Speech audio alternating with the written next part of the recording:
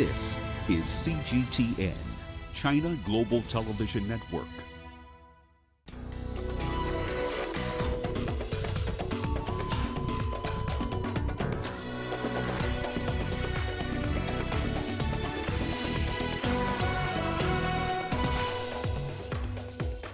In the latest diplomatic tit-for-tat between China and the U.S., Beijing orders the U.S. mission in Chengdu to shut down.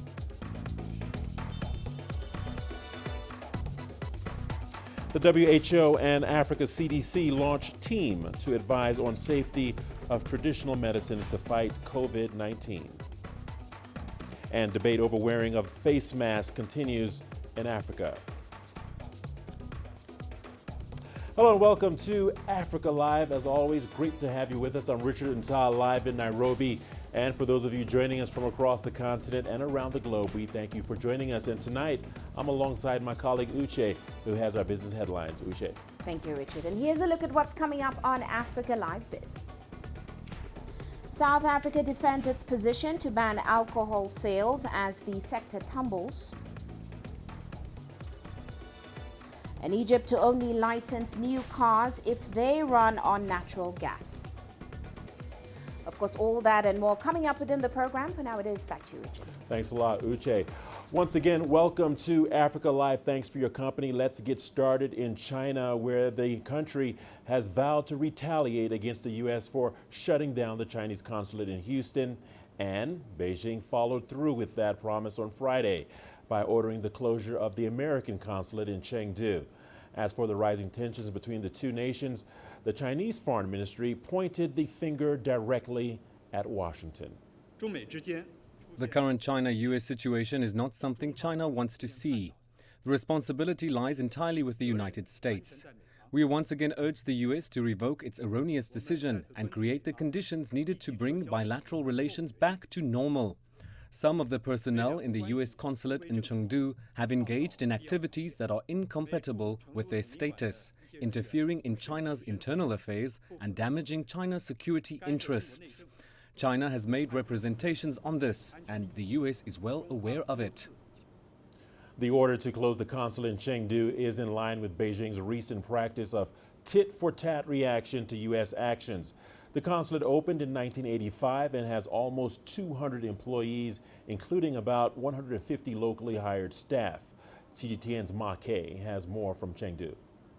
Right now, outside the compound of the Consulate General in China's southwestern city of Chengdu, which is also the capital of Sichuan province, as you can see behind me, the gate of the Consulate General is still remains shut. But earlier we managed to get on a building nearby, and we could see the inside of the compound, and we could see some workers carrying out some wooden boxes with files in it. Both foreign and Chinese workers inside the Consulate General are still conducting their normal daily work. And we noticed that the U.S. national flag is still on the post. So basically, it's not officially shut down as far as I learned. And I have to remind you, the street, as you can see behind me, it's after work peak traffic hours, and some pedestrians are walking along the street. So people's lives are not really affected by this incident.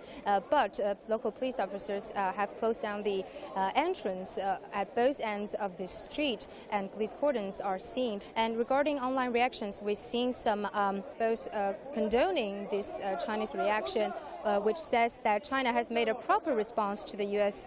action of shutting down the Houston office, but some are concerned about this kind of so-called escalation of diplomatic ties and urges both sides to remain calm.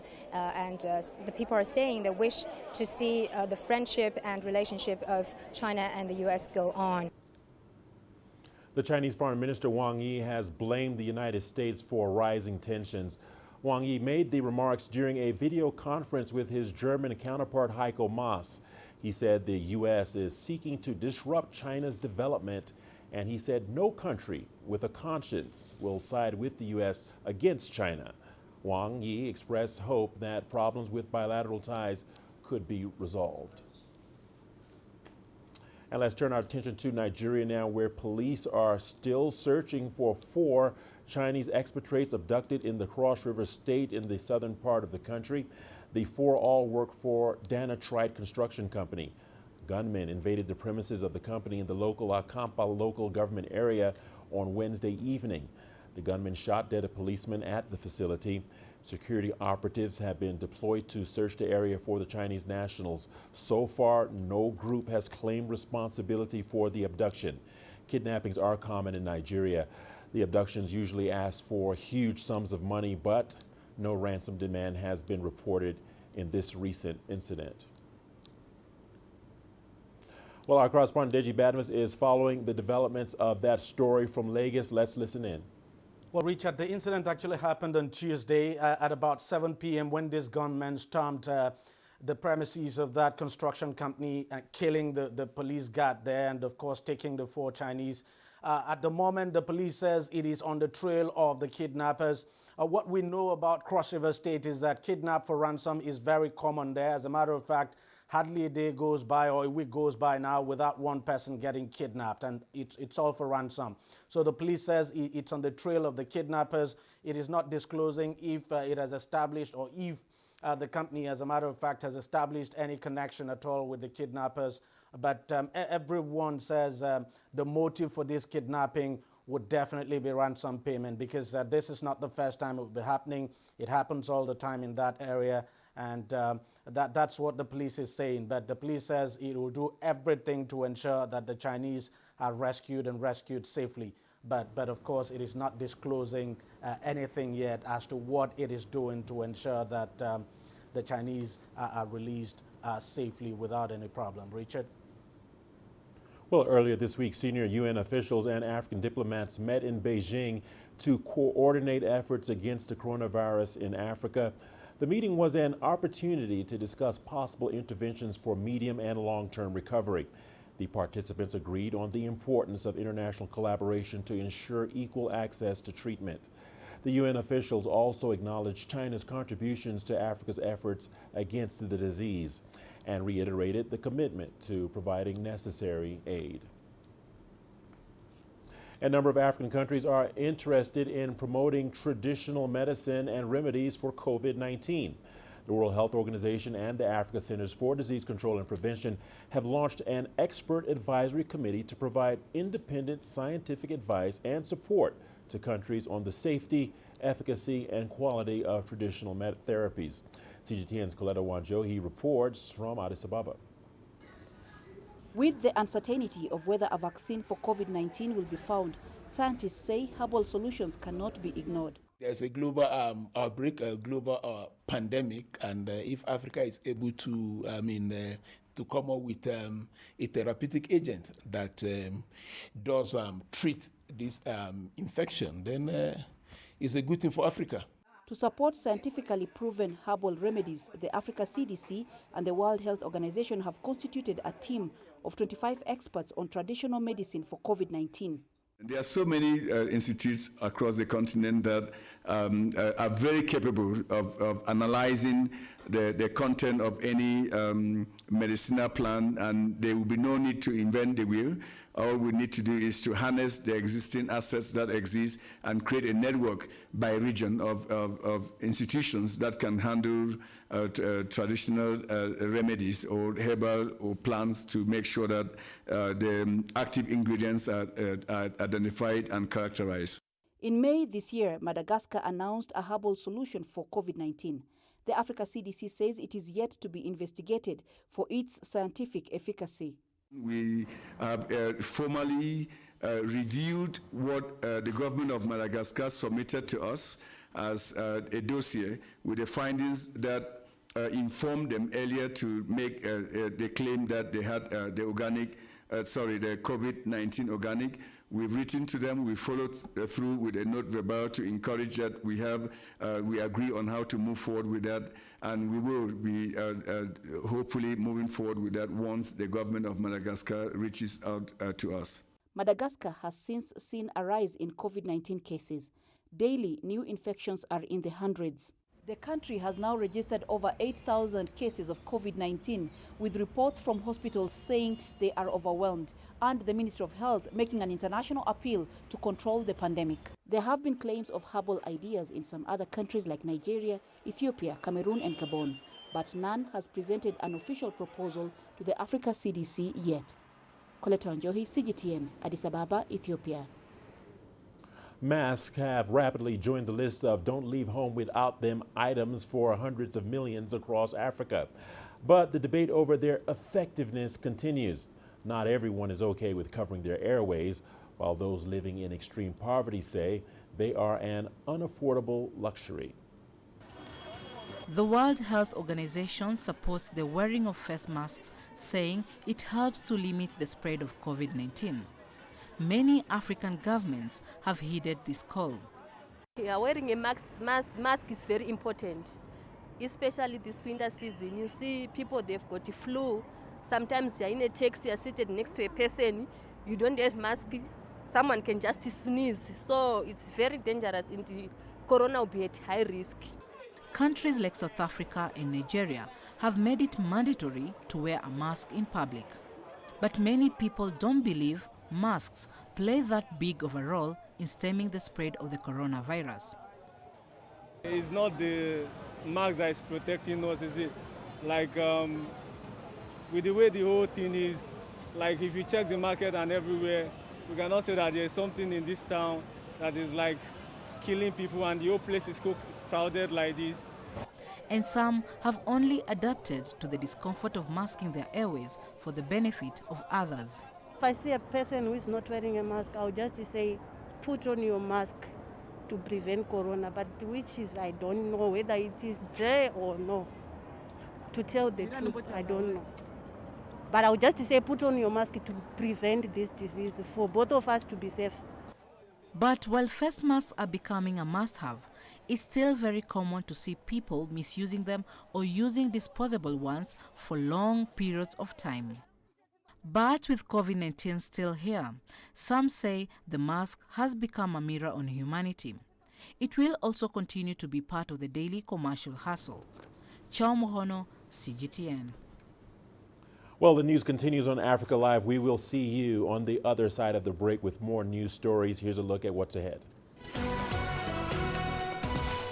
5 West African leaders conclude talks with rival parties in Mali to try and end the political crisis there.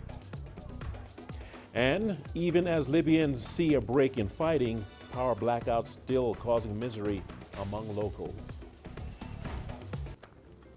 My family has been doing this artwork for the past 600 years.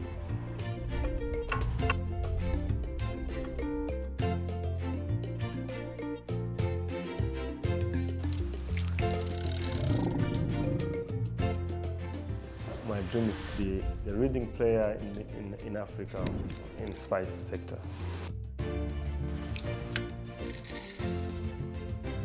Nobody in the region consumes it. Even me cannot afford the vanilla cooking.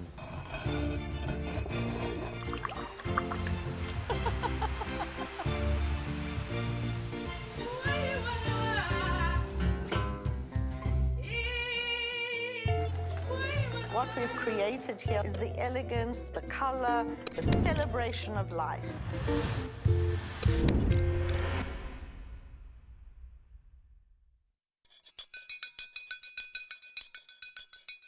When Isabel's son, Yanni, was diagnosed with autism spectrum disorder, she decided to open the association Colmea to offer a safe haven for children like him in Cape Verde.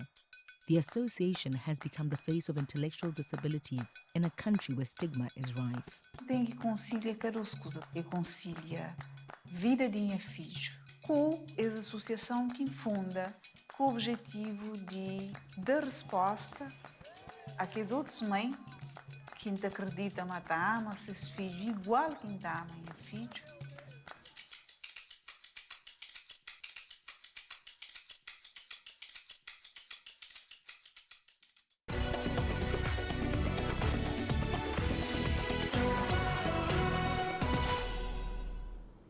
Welcome back to Africa Live. Thanks for staying with us. Let's turn our attention to Mali's capital, Bamako, where 5 West African leaders have concluded talks with various parties to try and end the political crisis that has rocked the country. The opposition has renewed its call for protests, demanding the resignation of President Ibrahim Boubacar Keïta. The West African leaders are expected to hold a virtual extraordinary summit on Monday to propose measures to end Mali's political standoff. Tuli Shabalala has that story. Mali's President Ibrahim Boubacar Keita's leadership has been rocked by a series of protests.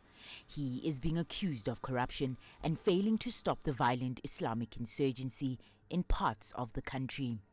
In June, demonstrators began taking to the streets by the thousands, calling for his ouster. Protesters have clashed with the police. The state broadcaster and parliament have also been attacked. In efforts to stabilize the country, leaders from Nigeria, Senegal, Cote d'Ivoire, Niger and Ghana are mediating talks between the government of Mali and the opposition. In all these meetings, the objective is to find a compromise which will allow Mali to get out of this crisis quickly. I am optimistic. I hope that a solution will be found, but we have decided to report back to the head of states of ECOWAS during an extraordinary summit that will be held on Monday, July 27th. But after meeting with the leaders from regional bloc ECOWAS, the opposition rejected solutions proposed by the mediators. I said it before and I'm saying it again. We are a people that stands. We are not subdued or resigned. I say that I prefer to die a martyr than a traitor. The young people that lost their lives did not lose it for nothing. It is for this reason that you have met today. Nothing has been done at this moment. The opposition, a group called M5 RFP, says they want more political reforms and will not quit until President Ibrahim Boubacar Keita steps down.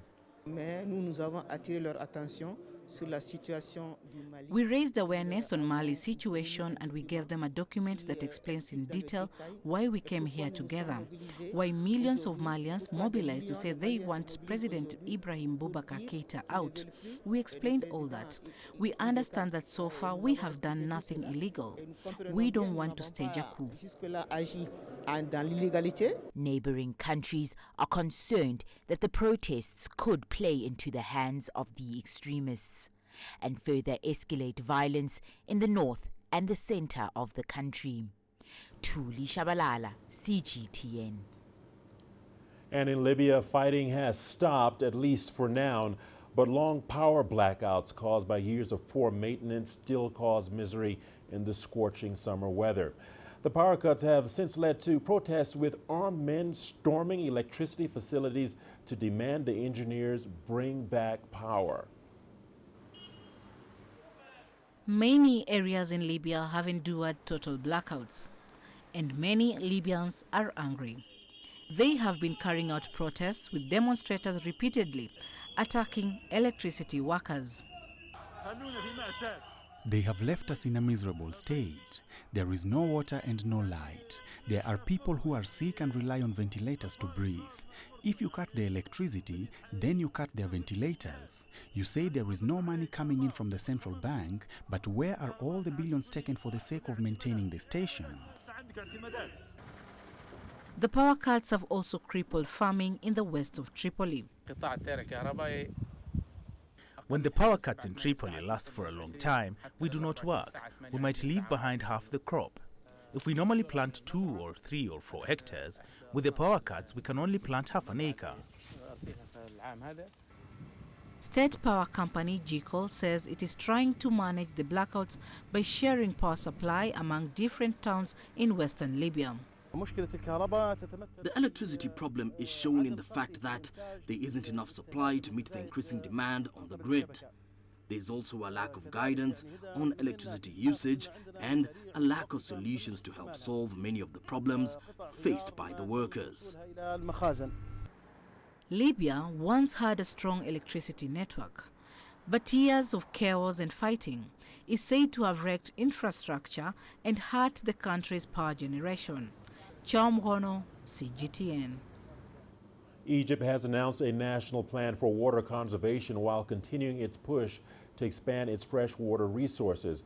According to the UN, when annual water supplies drop below 1,000 cubic meters per person, a population is said to face water scarcity. Egypt is currently at 600 cubic meters. Here's Adel Al-Mahroui with the rest of the details. The Egyptian Prime Minister has held a meeting on Thursday with his cabinet members to discuss the implementation of new water conservation regulations. Egypt is planning to spend some $100 billion by the year 2037 in projects that increase its water resources and develop water management.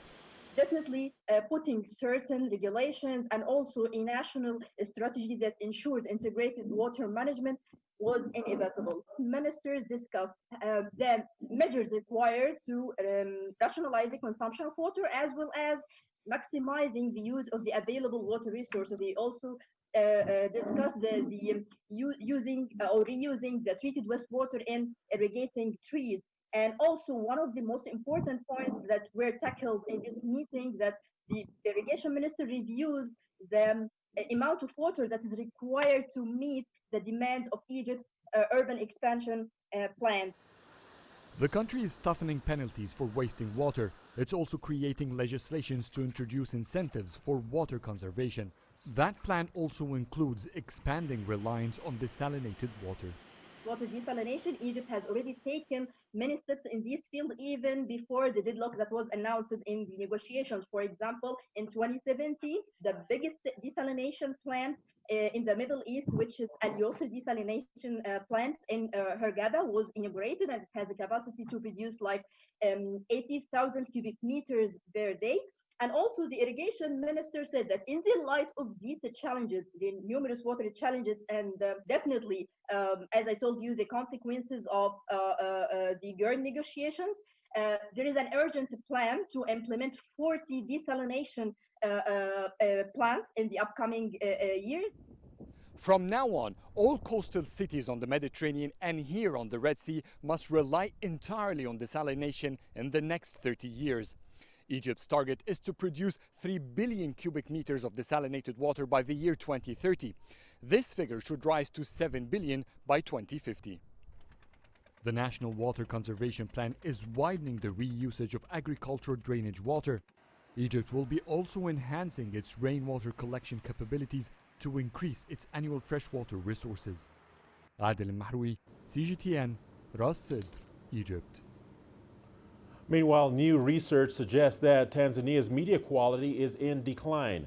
The journalism school at the University of Dar es Salaam launched a report involving 29 media houses. The report covered print, radio, TV, and online forums nationwide. A report to assess Tanzania's media reporting quality began in September last year. It sought out to find how the industry can be strengthened in different professions. This is a good initiative as it helps to assess the quality of our media in general. Again, to find out the quality of the government-owned media. Third, to examine the quality of the private media. Fourth, to find out the quality of the community media, which is all over the country. And fifth, to find out the challenges faced in this industry. The research focused on various aspects of journalism. This included ethics and professionalism in journalism and the provision of comprehensive information to the audience.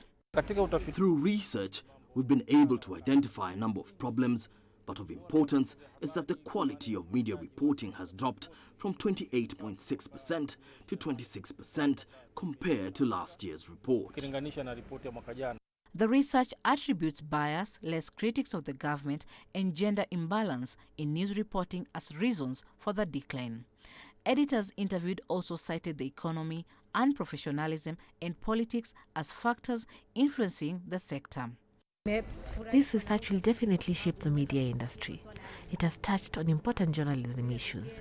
We now need to look at what we can do and fix where we went wrong. A common conception is that an abundance of content that's freely available online and in print has impacted quality in the media sector. But researchers say that community media in Tanzania adheres to standards just as well as countrywide networks. Chao, CGTN.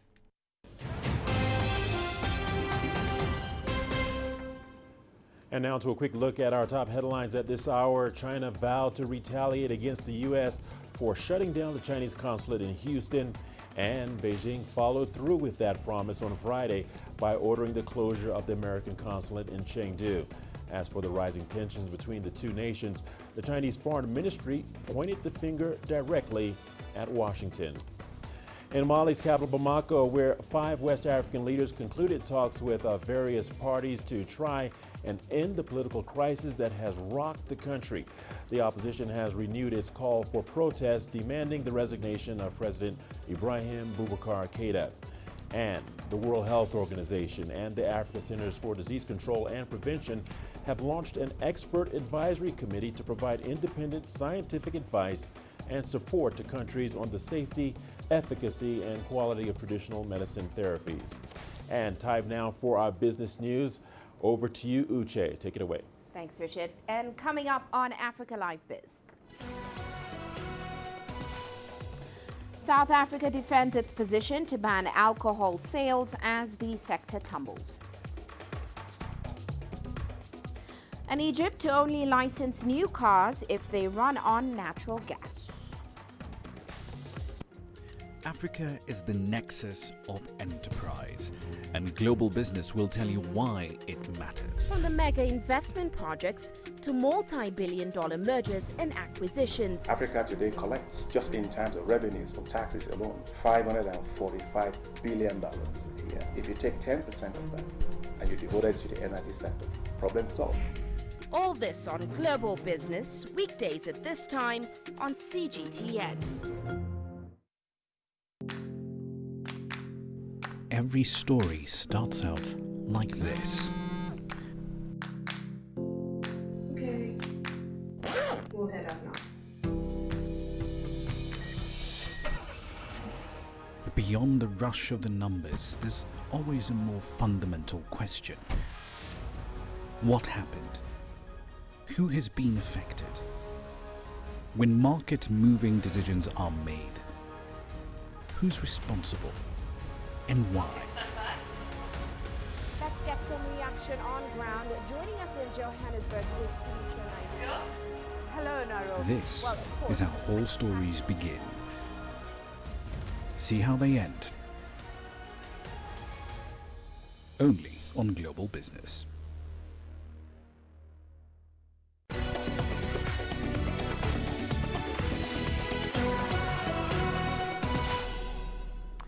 And let's start off in South Africa, where alcohol consumption is emerging as a major threat to efforts in the fight against the spread of COVID-19. Now, all liquor sales across the nation were banned under the lockdown that took effect at the end of March. It was lifted in June, but proved to be a disaster. Well, Sumitra Naidu tells us why. I was involved in a car accident. We were from a drinking spot and we were all drunk and hadn't slept. Our driver raced the other guy and lost control of the car and caused an accident. One got injured, I survived, and one died. This is just one example of what happened when alcohol sales resumed in June. Since then, hospital beds filled up with patients suffering from injuries that were alcohol-related. Our modelling showed that over an 8-week period, if there was a second ban on liquor sales, we could potentially reduce trauma presentations to public secondary and tertiary hospitals around the country by about 50,000. It would provide a substantial respite to hospitals and could potentially free up, for example, just over 17,000 beds in general wards for COVID patients, or just under 13,000 beds for COVID patients in ICU wards. South Africa is the only country which has imposed 2 bans on liquor sales during this time of the coronavirus pandemic. When the ban was lifted at the beginning of June, we had a huge spike in cases, which unfortunately we expected. We went from almost no cases in May of trauma and assault to 129 cases of assault. The first week of June was really bad. I think everyone thought it was Christmas and abused the alcohol a lot. There's a lot that's happening in people's lives. People are losing their jobs, there's financial constraints, there's social distancing, you're not seeing your family members. And so what people are using alcohol for in these overwhelming times is actually a sense of escaping and a sense of, just running away from their problems and not feeling it as much, so repressing emotions. It becomes a problem when people use alcohol as an escape mechanism. The other thing is that what are you doing in your state of intoxication? Are you driving drunk? Are you having conflicts with your partner, with your family? Those are the bad effects of alcohol in South Africa. Most hospitals in Johannesburg are full to capacity with trauma patients and those suffering from the virus. It's hoped the reinstatement of the alcohol ban will clear up some space as the COVID infection rate is rising rapidly. Richard Nta, CGTN, Johannesburg, South Africa. Meanwhile, Egypt will grant licenses to new vehicles, and that's only if they can operate on natural gas. Now, President Abdel Fattah el-Sisi says the move is aimed at preserving the environment and making use of the country's plentiful natural gas resources. Egypt is looking to rely more on cheaper, cleaner energy sources and to increase the amount of power generated from renewables to 20% by 2022. Here's CGTN's Yasser Hakim with more. The Egyptian president is trying to convince Egyptians to switch to cars that run on natural gas or have a dual fuel system. For now, he's targeting certain vehicles. The taxis, buses and microbuses are the priority in the first phase. They will be forced to convert to natural gas or dual fuel. The whole plan is expected to take 3 to 5 years. It will cost about $15.6 billion. 20-year-old cars will be replaced with new dual-fuel cars at discounted prices and with interest-free loans. According to the government, this phase could see nearly 2 million vehicles powered in part with natural gas. As an incentive, the government is also allowing car owners to pay for the cost of converting to dual fuel in installments. Mohammed Ahmed is a taxi driver who has made the switch at one of Cairo's many conversion centers. You use natural gas, and when it's empty, you change to fuel until you go and refill the gas. It's very convenient and saves a lot of expenses for me. It's successful as long as you know how to deal with natural gas, such as maintenance of the cylinder and the engine. It's good and smooth on the road.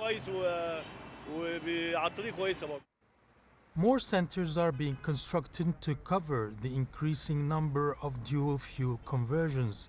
The second phase of the project will concentrate on personal vehicles. According to the state's plan, the second phase will apply on brand new private cars. They will not be issued a license unless they have a dual-fuel system. Some car dealers have mixed reaction to the initiative. I support the section to convert taxi, buses and transportation vehicles because they are constantly in the streets and can cover 150 to 200,000 kilometers per year, so they cause a lot of pollution. I have my doubts about brand new private cars. It will cause complications and can affect the market because the gas cylinders are not popular and take a lot of space. The better option is to import ready-made natural gas cars already manufactured this way in the plants. The government says this initiative will save billions of dollars from importing the expensive fuel. Natural gas also has less impact on the environment as it's the cleanest burning fossil fuel. Yes, Hakim for CGTN, Cairo. Now, the WTO Director General, Roberto Azevedo, has reflected on his achievements secured during his 7 years at the helm of the World Trade Organization. He also spoke on the challenges ahead. While making his farewell remarks on Thursday, he urged members to focus on updating the system in order to ensure that the future of the organization. Now, there are 8 nominees gunning to replace him, including 3 from Africa. And for the first time, the World Trade Body could be led by a woman. 2 women from Africa have emerged as early favorites. They are Amina Mohammed from Kenya and Ngozi Okonjo-Iweala from Nigeria. Azevedo will leave office on August the 31st. Don't assume that the WTO has a future irrespective of what you do here. To assure the future of the WTO, it is fundamental that members truly believe in the need to update the system. Some may still believe that the pressures afflicting the WTO are localized and therefore temporary, and I want to assure that they are not. The pressure on trade and on the WTO derive from fundamental structural changes in the global economy, changes in technology, groundbreaking business models, and shifts in the balance of economic power. And they all have fundamentally altered the way that countries and companies interact, and not to mention the ways we go about our daily lives. Well, let's move on now. BRICS nations have adopted a joint statement supporting a multilateral trade system. They've also agreed to strengthen cooperation in areas including e-commerce, intellectual property rights, as well as small and medium-sized enterprises. Now, this was during a Thursday meeting held through video link and attended by economic and trade ministers of the countries. BRICS members are Brazil, Russia, India, China, and South Africa. China will work with all parties to implement the consensus and results of this meeting, further strengthen the coordination and cooperation of the BRICS countries in the economic and the trade field, and contribute to the joint fight against the pandemic and the restoration of global trade and investment growth. Well, let's turn our attention to some international news. Britain and the European Union have ended their latest round of post-Brexit talks by ruling out a quick deal. But the two sides also voiced hope for an agreement in the coming months. British Prime Minister Boris Johnson had promised to add a bit of oomph to the stalled talks when he joined them last month. His main goal then was to get a framework settled by the end of July.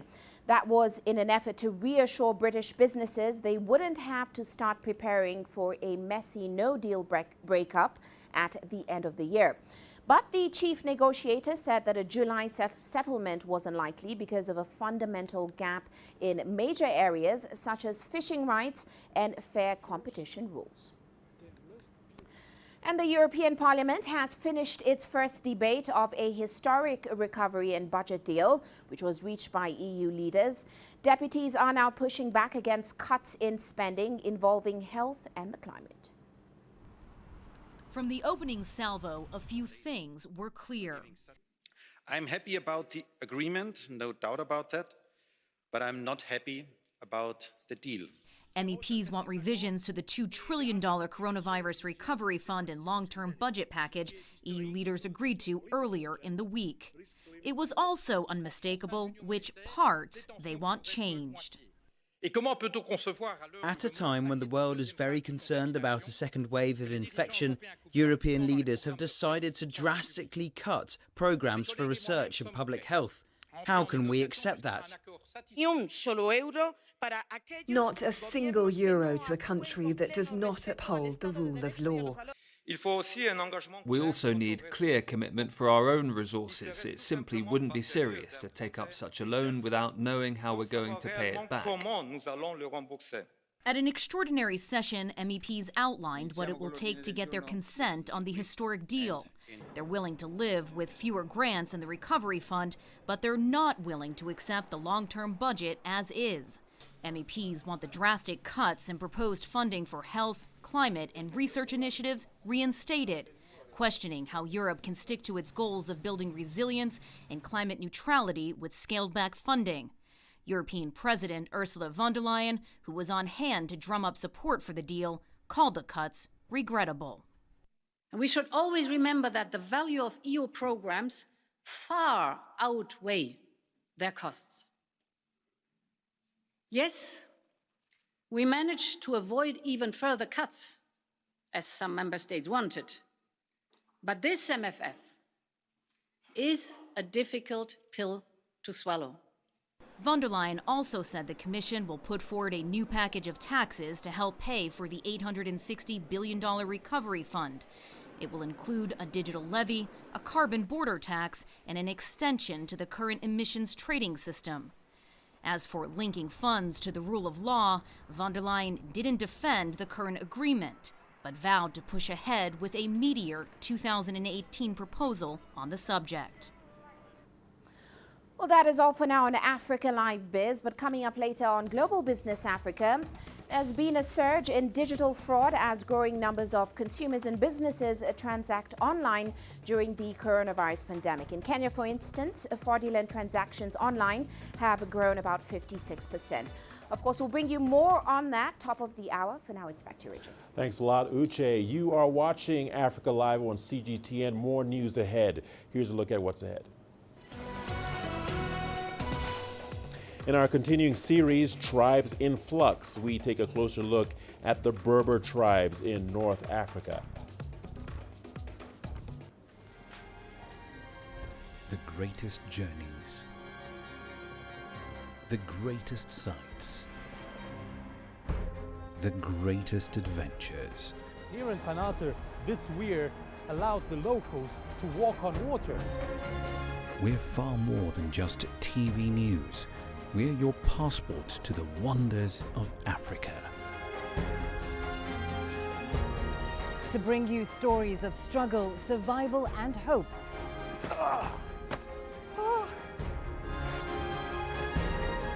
So let's explore.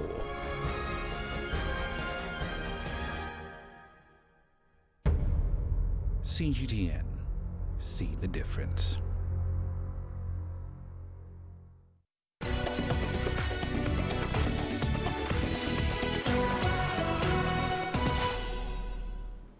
Welcome back to Africa Live. Great to have you with us. Mountains, caves, and goats make up most of Ahmed Agraza's life in Morocco. He feels that life as he knew it, as his father taught him, is about to change, but he is not ready. Watch him in the first of a two-part series on life among the Berber tribes in North Africa.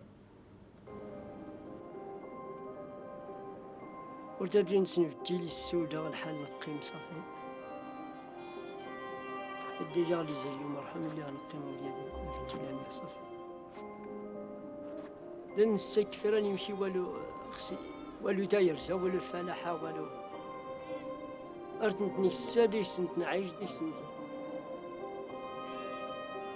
وجينسني بديل سوت صافي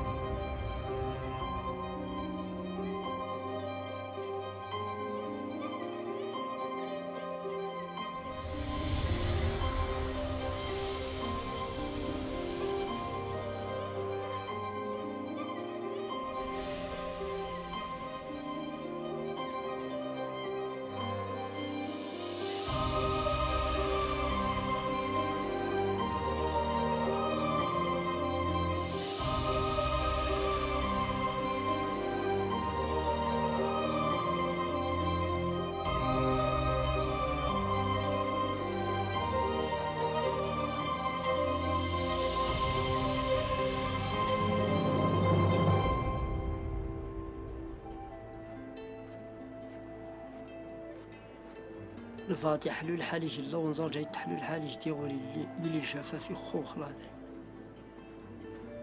يجي حل الحالي حلو يجي يخوس الحساب نتيجي اللي ونزار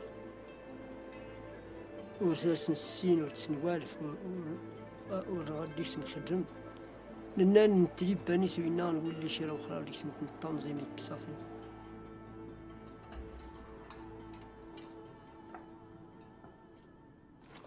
الحرية يدرون الدولة.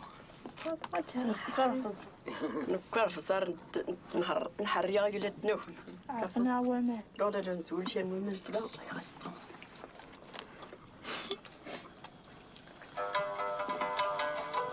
هذا شيء التليفون السوني تناشقة.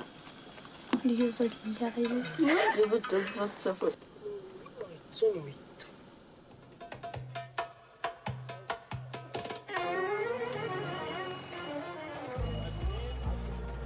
تليفون ديال داك لا التليفون كلشي لا التليفون ديال هاك لا كلشي لا جا صورتي اوطوموبيل يمشي ديريكت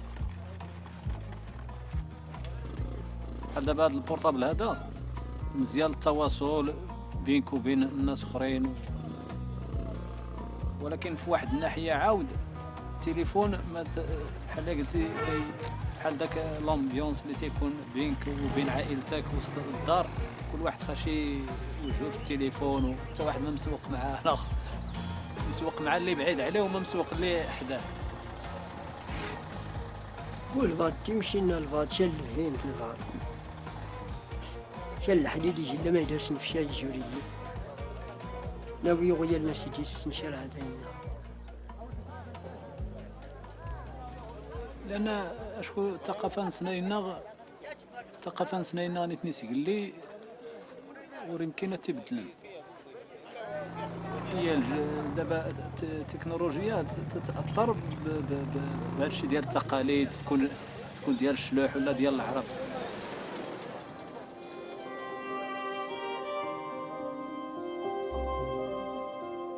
شرا داي التيلا اللي التجاره يكوكو جنان تايدا شرا نيش الحديد هر شرا يجا سطر نتا يباب بحري نسالي التجوك على الزهر خويا الناس يشتغلوا بينا.